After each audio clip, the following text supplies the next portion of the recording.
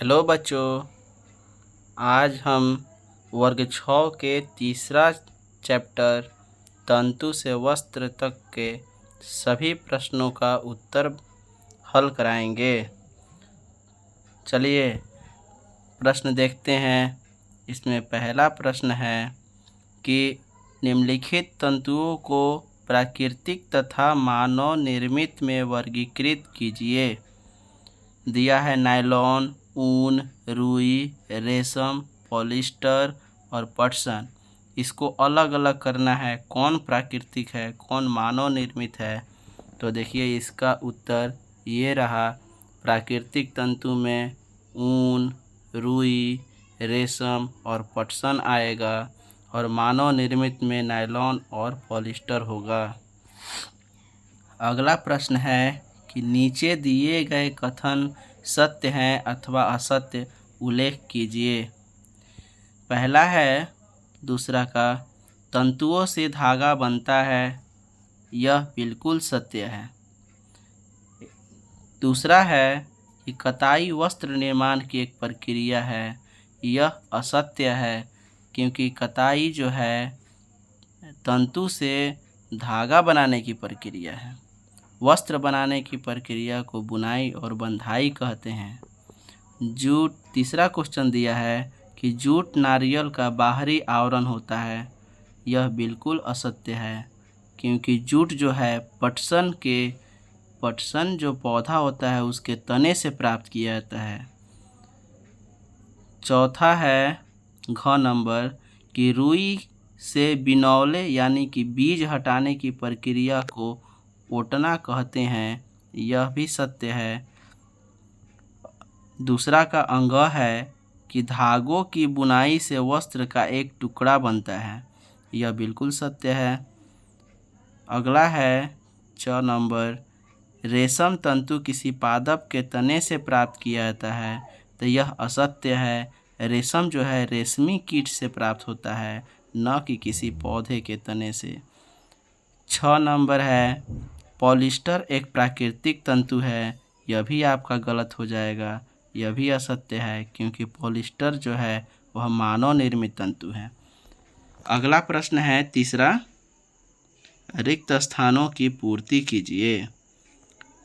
दिया है खाली स्थान और खाली स्थान से पादप तंतु प्राप्त किए जाते हैं, तो यह आपका हो जाएगा पटसन और कपास। पटसन और कपास से पादप तंतु यानी कि पौधे के तंतु प्राप्त किए जाते हैं, दोनों पौधा है ये। इसके बाद तीसरा का ख है खाली स्थान और खाली स्थान जंतु से मिलने वाले तंतु हैं, तो इसमें हो जाएगा रेशम और ऊन। रेशम और ऊन जो है ये जंतु से मिलते हैं। अगला क्वेश्चन है 4 नंबर कि सही विकल्प को चुनिए। इसमें से सही विकल्प चुनना है 4 में से।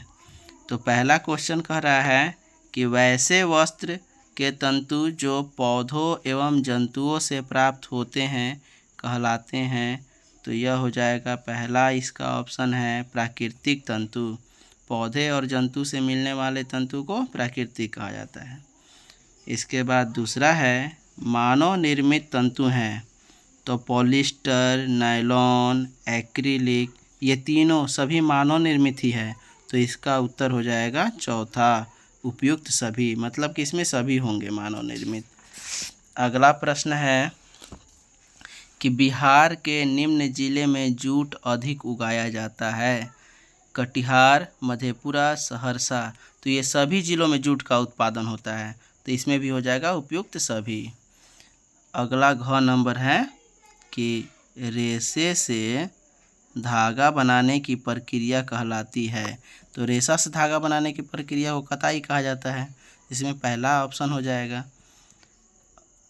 अगला क्वेश्चन है कि धागे से वस्त्र बनाने की विधियां हैं, बुनाई, बंधाई, बुनाई एवं बंधाई, इनमें से कोई नहीं, तो इसका तीसरा हो जाएगा। बुनाई एवं बंधाई दोनों धागा बनाने की विधि है।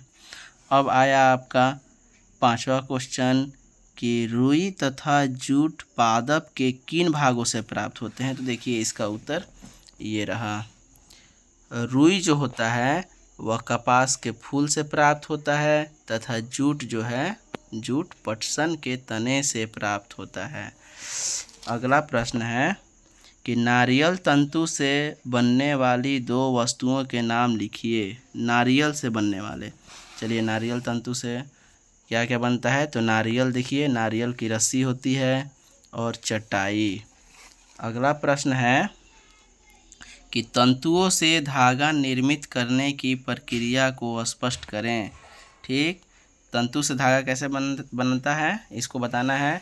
तो अगला प्रश्न का उत्तर देखिए आपके सामने ये रहा कि तंतुओं से धागा बनाने की प्रक्रिया को कताई कहते हैं। इस प्रक्रिया में रुई के एक पुंज से रेशों को खींचकर ऐंठते हैं।